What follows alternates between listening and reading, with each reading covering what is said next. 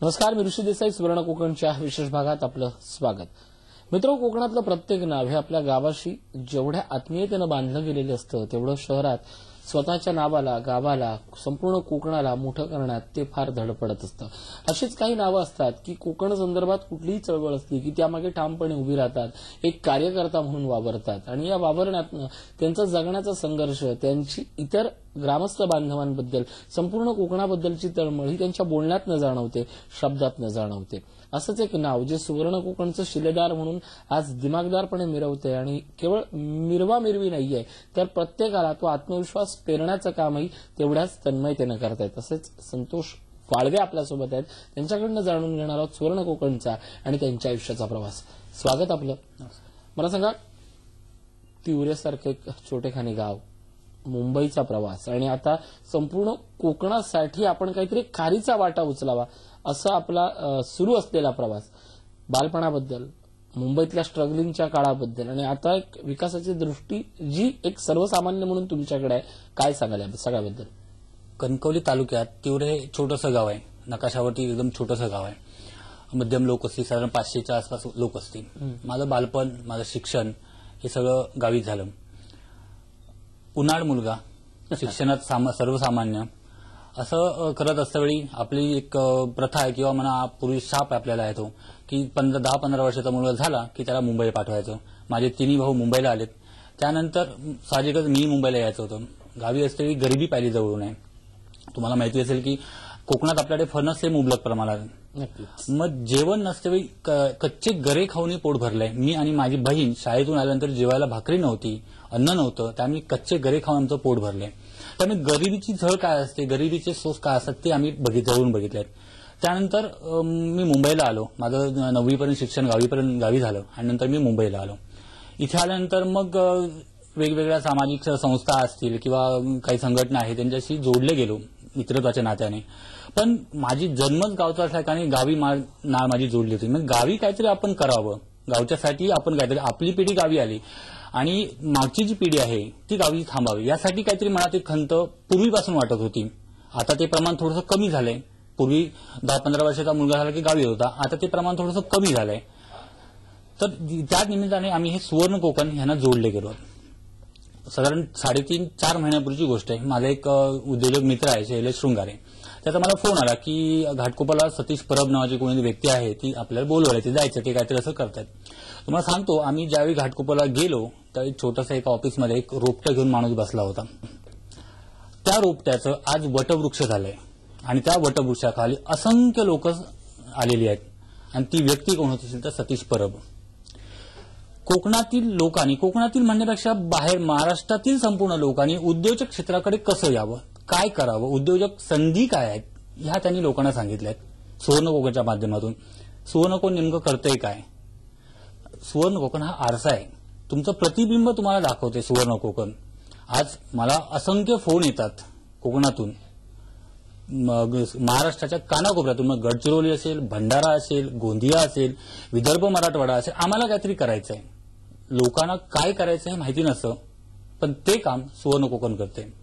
सुवर्ण कोकण तुम्हाला आरसा दाखवते, तुम्ही काय करू शकता. असंख्य उद्योगीय संधी आहेत, त्यातून तुम्ही निवडायचे आहेत. आज आपली जी मॉल संस्कृती आहे त्या मॉल संस्कृतीमध्ये आपण जातो आणि आवडीची वस्तू घेतो, तेच इथे करायचं आपल्याला. एक दालन आहे, त्या दालनातून तुम्हाला काय करायचंय ते तुम्हाला निवडायचं आहे. नक्कीच सुवर्ण कोकणबद्दल आपण बोलणारच आहोत, पण मला आणखीन एका माणसाबद्दल तुमच्याकडनं बोलून ऐकायला आवडेल की ज्या माणसाची संपूर्ण कोकणातच नाहीये, महाराष्ट्रावर आणि हिंदू धर्मातल्या वैदिक सगळ्या परंपरावर ज्याचे उपकार आहेत आणि त्याचा तो वैदिक वाहक होता. एक ऋषितुल्य नाव. साळगावकरांशी, कालनिर्णयशी आपण काही काळ जोडले गेलेले आहात. तर त्या माणसाची काय कोकणाबद्दलची भावना होती? निश्चित ऋषी, चांगला प्रश्न विचारला. मी ज्यावेळी इथे मुंबईत नोकरीसाठी आलो त्यावेळी माझी पहिली नोकरी होती नवाखाची. म्हणजे पब्लिकेशन लाईनमध्येच मी सुरुवातीपासून होतो. नवाखाला साधारण मी 4 वर्ष काम केलं. त्यानंतर 1994 साली मी कालनिर्णयला आलो. कालनिर्णयला गेली 21 वर्ष मी तिथे काम करतोय आणि मी माझं सुदैव समजतो की आदरणीय जयंतराव साळगावकर यांच्याबरोबर मला काम करता आलं. आम्ही फेस टू फेस समोरासमोर बोलत होतो. आज त्यांची मुलं आहेत आणि माझे संतोष वाळवे आणि साळगावकर हे कुटुंब एक घरोब्याचे संबंध आहेत आता. नक्कीच. खरं तर कालनिर्णय असेल किंवा साळगावकर असेल, प्रत्येक मराठी भिंतीच्या वर त्याने आपलं स्थान मिळवलंय आणि हृदयात ते जाऊन वसतील असे जयंतराव होते आणि त्यांचा हा कार्यनिर्णय परिवार आहे. मला सांगा, आता आपण आपल्या मूळ विषयाकडे येऊया. ही आठवण अशासाठी काढली की काही व्यक्ती असतात की आपल्या कर्तृत्वानं ते आपल्या एवढे अजरामर होतात. साळगावकरांचंही नाव तसंच आहे, मालवणातून आलेलं एक असं व्यक्तित्व की ज्याने संपूर्ण महाराष्ट्र आपलासा केला. काही व्यक्तित्व असतात किंवा काही कर्तृत्व अशी असतात की तुमच्या कर्तृत्वानं ओळखले जातात. मला सांगा, आज गावाकडनं खरं तर आज खूप मोठा स्पॅम गेलेला आहे, काळ गेलेला आहे. आज गावाकडनं नोकरीसाठी, धंद्यासाठी, पैसा मिळवण्यासाठी मुंबईलाच यावं अशी गरज आहे का? काय वाटतं प्रामाणिक? अजिबात नाही. प्रत्येक गावात या संधी उपलब्ध आहेत, फक्त आपल्याला त्या शोधता आल्या पाहिजेत. सुवर्ण कोकण आज या माध्यमातून अनेक फोन येतात. मी आज जवळपास रोजचे किमान 35 ते 40 फोन लोकांचे घेतोय. मग कुठल्याही भागातून असतील, मला काहीतरी करायची, माझी जमीन आहे, माझी 50 एकर जमीन आहे, माझी 100 एकर जमीन आहे, मला काहीतरी करायचंय, काय करायचं माहिती नव्हतं. असे अनेक लोकांचे फोन येतात की माझ्यावर पैसा आहे, मला कुठे इन्व्हेस्ट करायची माहिती नाही. पण सुवर्ण कोकण किंवा अश्वमेघ ही असं काही नाही की तुम्ही इथे पैसे गुंतवा मग ते तुम्हाला त्याचं रिटर्न मिळते, अशी कुठलीही गुंतवणूक नाहीये. त्यामुळे संधी प्रत्येकाच्या गावात आहेत, त्या शोधता आल्या पाहिजेत आणि तोच आरसा सुवर्ण कोकण सगळ्यांना दाखवते. नक्कीच तोच आरसा आहे. मला एक विचारावं असं वाटतं की एक मुलगा जो भूक लागली, गरिबीनं त्रासलाय म्हणून कच्चे फणस खाऊन जो मोठा झाला, त्या माणसाकडे मला श्रीमंत व्हायचंय असं सांगताना जे फोन येतात त्यावेळी तुमचा काय अनुभव होता आणि हे कसं शक्य झालं? आपल्याकडे जे आहे ती दुसऱ्याला द्यायची ही लहानपणापासून भावना. मग मला ते उद्याला नसेल, समोरच्याची गरज आहे ना, मग द्यायचं. उद्याला मला नसेल त्याची चिन्ह करी. ही पहिलं आई वडिलांनीच बाळकडू पाडलं होतं. असं इथे मुंबईत ज्यावेळी आलो तर अनेक संघटना, मालवणी काही ग्रुप्स आहेत, त्यांच्याशी आम्ही जोडले गेलो. म्हणजे कोकणासाठी काय, मग जशी इच्छा होईल तशी, जसं परवडेल जसं जमेल तसं आम्ही मदत करत गेलो.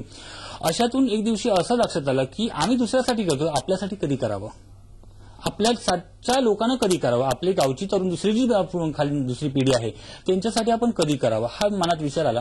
त्यावेळी मी मुद्दाम त्यांचा इथे उल्लेख करेन. माझे काही सहकारी आहेत, शैलेश शृंगारे असतील, सुधीर शिंदे असतील, स्वप्नील परब असेल, सतेज दळवी आहे, जितेंद्र राणे आहेत आणि आमचे एक मित्र आहेत म्हात्रे म्हणून आहेत, रिचर्ड डिसोजा. ह्या सगळे मिळून आम्ही एका प्रोजेक्टवरती काम करतोय. मी लवकरच त्या विषयावरती नंतर यथावकाश बोलेन त्याच्यावरती. आम्ही त्याच्यावर काम करतोय. एक वर्षभरात एक व्यावसायिक म्हणून मी तुमच्यासमोर निश्चित या ठिकाणी येईन. नक्कीच व्यावसायिक म्हणून तुम्ही याल हा जसा विश्वास आहे, ही जशी योजना आहे, तसा मगाशी ज्या पद्धतीने मी तुम्हाला प्रश्न विचारला की कोकणातल्या तरुणांनी आता मुंबईला येण्याची गरज नाहीये, तिथेच व्यवसाय, तसं मुंबईतल्या तरुणांना ज्यांची नाळ कोकणाशी जोडली गेली आहे त्यांना तुम्ही काय सल्ला द्याल? नक्कीच करता येईल. म्हणजे असं नाही की मी गावी जाऊनच सगळा व्यवसाय करू शकतो असं नाहीये. तर तुम्ही मुंबईत राहूनही अनेक व्यवसाय करू शकता. मग मत्स्य शेती असेल, एखाद्याकडे 2 गुंठे शेती जमीन असेल तर तो मत्स्य शेती करू शकतो. एखाद्याकडे कमी जागा असेल तो त्या ठिकाणी दुसरा फुलांचा शेती करू शकतो किंवा गार्डन, वनौषधी गार्डन असं करू शकतो. पर्यटनासारख्या चांगल्या संधी कोकणात उपलब्ध आहेत. आज फिल्मचं सिनेमाचं शूटिंग बऱ्यापैकी कोकणात होत आहे. त्यांना तुम्ही जेवण देऊ शकता, तिथे तुम्ही राहण्याची व्यवस्था करू शकता. असं असंख्य संधी उपलब्ध आहेत कोकणामध्ये. नक्कीच या सगळ्याचा त्यांनी वापर करून घेतला पाहिजे. मित्र हो, संतोष वाळवे हे असं नाव आहे की जे ग्लोबल मालवणीशी जोडलं गेलेलं आहे, कालनिर्णय परिवाराशी जोडलं गेलेलं आहे. माझा सिंधुदुर्ग असेल, आम्ही मालवणी असेल किंवा वेगवेगळ्या अशा कोकणातल्या सगळ्या संस्था आहेत की ज्या प्रामाणिकपणे कोकणातल्या तरुणांसाठी, कोकणातल्या मुंबईतल्या सगळ्या त्या लहान मुलांसाठी, तरुणांसाठी आशादायक काम करतात. अशा जोडणाऱ्या माणसाचं प्रतिनिधित्व करणारं नाव म्हणजे संतोष वाळवे. यांचं आयुष्य आणि त्यांचे भविष्यातले सगळे मनोदय याबद्दल आपण जाणून घेणार आहोत एका छोट्याशा ब्रेक नंतर. पाहत राहा सुवर्ण कोकण, सामर्थ्य कोकणाचे.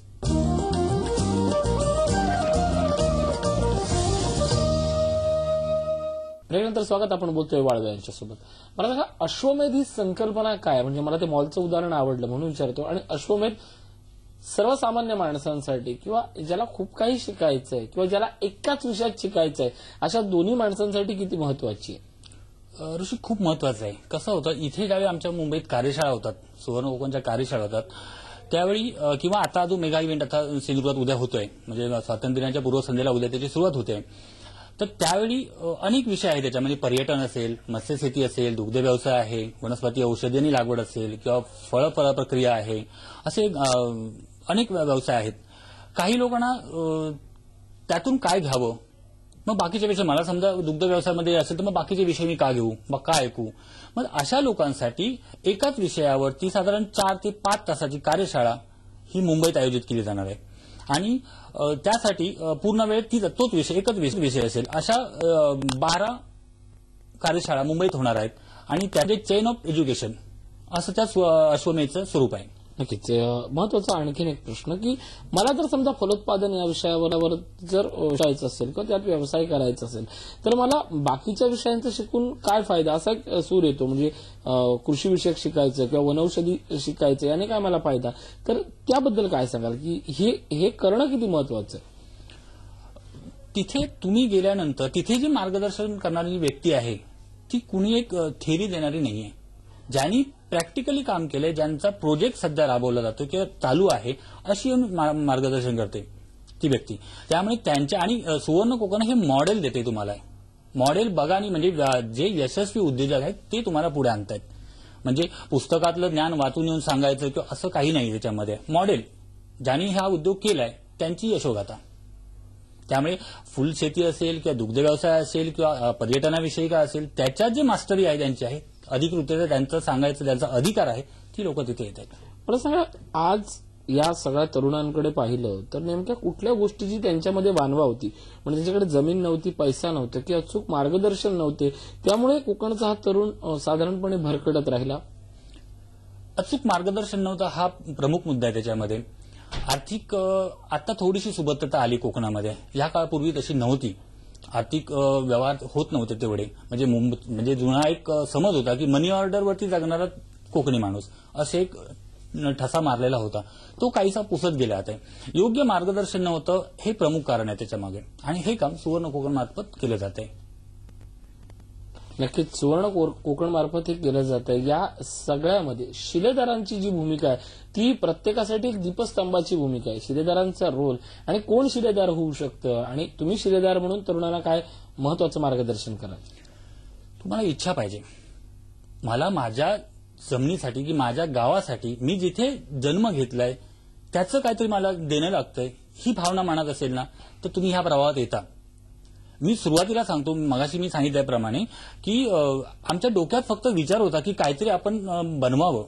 पण सुवर्ण कोकणमध्ये आल्यामुळे त्याला बळकटी मिळाली, त्याला प्रेरणा मिळाली की नाही आता आपण काहीतरी करायचं, काहीतरी उद्योगधंदा करायचा आणि कोकणातली जी पुढची पिढी आहे जी मुंबईत येऊ इच्छिते त्यांना तिथे थांबवायचंय.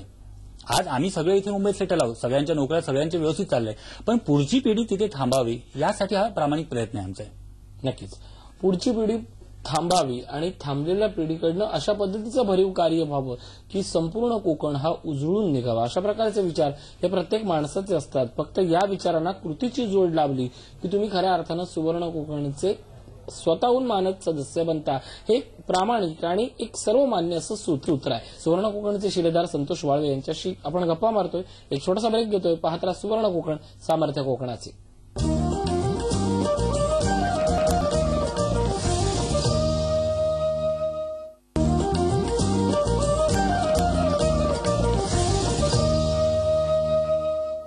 ब्रेकनंतर स्वागत. आपण बोलतोय संतोष वाळवे, सुवर्ण कोकणचे शिलेदार यांच्याशी. मला सांगा, उद्या 15 आणि 16 तारखेला फार मोठी परिषद होते आहे आणि ही परिषद प्रत्येकासाठी किती महत्वाची आहे. काय या सगळ्या परिषदेतनं प्रत्येक कोकणवासियांना किंवा आपल्या गावावर मातीवर प्रेम करणाऱ्या माणसांना एक विचारधन मिळणार आहे. मी निश्चित सांगतो, उद्या जी व्यक्ती उद्या सामील होते ते निश्चित काहीतरी घेऊन जाणार आहे. रिकामी हाताने कोणी जाणार नाही. त्याचं कारण असं आहे की 15 दिवस लोकांची उत्सुकता एवढी त्या किंवा अपेक्षा एवढ्या वाढल्यात. म्हणजे सर्व स्तरातील, म्हणजे राजकीय असेल, सामाजिक क्षेत्रात काम करणारे लोक असतील किंवा अन्य लोक आहेत, त्यांना उत्सुकता आहे की कोकणात नेमकं काय होतं. आणि पहिली वेळ अशी होते की असं काहीतरी वेगळं केलं जातंय. म्हणजे येणारा माणूस मला काहीतरी करायचं ह्या उद्देशाने येतोय आणि जातोय काहीतरी मी घेऊन जातोय ह्या समाधानाने तो निश्चित जाणार आहे तिथे. महाराष्ट्रातून जे फोन येत आहेत, जो प्रतिसाद मिळतो अभूतपूर्व असा प्रतिसाद आहे. म्हणजे 15 दिवस अगोदर आमचं तिकीट फुल झालंय, आता तिकीट नाही आहेत ही सांगायची वेळ प्रथमच आली आहे. नक्कीच हाच कार्यक्रम आहे. खरं तर एक अजेंडा असा असतो की या अजेंड्यानं तुम्ही सर्वसामान्य माणसांचं आयुष्य समृद्ध करता. मला सांगा, या सगळ्याचा विचार केला किंवा आज परिषदेचा आपला फोकस हा साधारण कृषी या विषयावर आहे. जसं अन्य विषयांना महत्व आहे, पण कृषी या विषयावर आपण फोकस अशासाठी ठेवलेला आहे की भात करून किंवा आंबे लावून कितीसा उत्पन्न मिळतं असं म्हणणाऱ्यांना छोट्या छोट्या गोष्टीतनं वनौषधीतनं फार मोठे पैसे मिळू शकतात, फार मोठी श्रीमंतीचा तो राजमार्ग आहे हे सांगण्याचा आणि ठसवण्याचा मार्ग आहे. एकूणच या निमित्तानं या संपूर्ण आपल्या निसर्गाचं पांग फेडण्यासाठी प्रत्येकानं आता शेतकरी किंवा आपल्या जमिनीचा सदुपयोग करण्याची वेळ आहे. काय भावना आहेत तुमच्या? आतापर्यंत कोकणातलो माणूस आंबे, फणस आणि काजीचे घर आहे याच्यावरच फोकस करून होतो, पण त्या पलीकडेही व्यवसाय आहेत. मी माझी सांगितलं पर्यटन आहे. लोक आज सिंधुदुर्ग पर्यटन जिल्हा म्हणून जाहीर झाल्यापासून अनेक लोक येतात, पण राहायला कुठे जातात? तो गोव्याला जातात. का? तर आमच्या इथे हॉटेल चांगली नाहीये. एक देवबाग किंवा तारकर्ली सोडलं तर अन्य ठिकाणी चांगले हॉटेल्स नाही आहेत, त्यांना हव्या त्या सुविधा नाही आहेत. आणि मी तर म्हणेन 5 स्टार कशाला हवेत? तुम्ही जमिनीवर सारवलेले त्यांना द्या ना, गोधडी द्या ना पांघरायला, लोकांना आवडेल ना. इथे हॉटेल्समध्ये किंवा चांगल्या पॉश ह्याच्यामध्ये मुंबईत राहतात, रिसॉर्टला जाऊन राहतात ना. मग आमच्याकडे जे आहे तेच समोर द्यायचं आहे ना. पण आमची ही मानसिकता बदललेली नाही. आता हळूहळू ती सुरुवात होते. म्हणजे शेती व्यतिरिक्त अन्य व्यवसाय अनेक आहेत जे आम्हाला माहिती होते पण करायचं धाडच नव्हतं. मी त्याच्यात बुडालो तर, लॉस झालो तर, ही एक अगतिक भीती होती प्रत्येकाच्या मनामध्ये. ती आता भीती हळूहळू दूर होते. ह्या नवीन पिढीने तो बदल घडून आणायला हवा असं वाटतं. नक्कीच ह्या नवीन पिढीबद्दल बोलतोय म्हणजे खरं तर आपण अशा पिढीबद्दल बोलतोय, म्हणजे महानगराबद्दल आता बोलतोय. तर महानगरातली पिढी ही म्हणजे त्याचं व्हॉट्सअपचं नेटवर्क नसलं तरी कन्फ्यूज होते आणि एखाद्या छोट्या छोट्या गोष्टीने आत्महत्या किंवा मी आपलं आयुष्य हरलोय अशी संकल्पना घेऊन जाते. खरं तर त्या माणसाने आपल्या वडिलांची, आपल्या घरातल्यांची जरी कर्तृत्व किंवा चरित्र पाहिली तरी समजून येईल की आपल्या माणसाने खूप काही कोकणात करून ठेवलं आहे, त्यांनी सगळं श्रीमंती फुलवली आहे. अशा या सगळ्यात काय सांगाल की उद्योजकीय प्रवाहाकडे तुम्ही आज का वळा, तोच तुमचा खरा मार्ग? निश्चित निराश होण्याचं कारण अजिबात नाहीये. एखादा व्यवसाय किंवा एखादी गोष्ट केली ज्याच्यात अपयश आलं तर निराश व्हायचं बिलकुल कारण आहे. कारण आता तुम्ही सांगितलं त्याप्रमाणे माझ्या काकांनी, माझ्या वडिलांनी किंवा माझ्या शेजाऱ्याने जे काही मॉडेल उभं केलंय, जे काही केलंय, कर्तृत्व केलं, ते जरी आम्ही बारकाईनं बघितले ना तरी त्यातून खूप प्रेरणा मिळेल आम्हाला. तेच आम्हाला करायचं आहे. म्हणजे माझ्या शेजारी किंवा माझ्या गावामध्ये एखादं हॉटेल चालवत असेल तो चाकवतो काय चालवतो, त्याचा काय होतला, ही जी भावना आहे ती थोडीशी बदलायला हवी कोकणी माणसाने. नक्कीच हीच भावना आपण बदलायला हवी. आपण आयुष्यात पुढे जायचं म्हणजे फक्त यशस्वी माणसांच्या गोष्टी ऐकून घेतो, समजून घेतो, पण अपयशी माणसांच्याही गोष्टी समजून घेतल्या तरच आपण आपल्या श्रीमंतीतले अडथळे समजून घेऊ शकतो. मित्रांनो, यश अपयश, श्रीमंत आणि गरिबी ह्या कधीच जोखमीच्या किंवा टवलनी कशा गोष्टी नसतात. गोष्ट एकच महत्वाची असते, जगण्यासाठी, व्यवसायासाठी किंवा श्रीमंत होण्यासाठी तुमची जिद्द. मुंगीला निमंत्रण द्यावं लागत नाही की साखर कुठे पडलेली आहे, मुंगी स्वतःहून शोधत येते. आपण त्या मुंगीच्या कडनं एकच गोष्ट शिकूया की मला ते ध्येय मिळवायचं आहे आलेल्या संकटातनं, आणि हे ज्यावेळी ध्येय मिळवाल तो मुंगी बनून ती साखर तुम्ही तुमच्या इप्सित ठिकाणी न्याल, त्यावेळी कळेल आरशात पाहिल्यावर की तुम्ही साक्षात गजांत लक्ष्मी होता.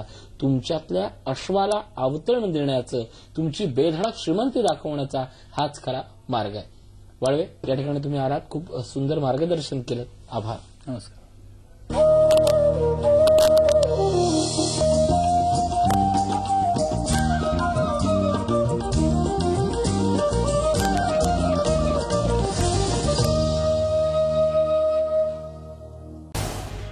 झी 24 तास रहा एक पाऊल पुढे.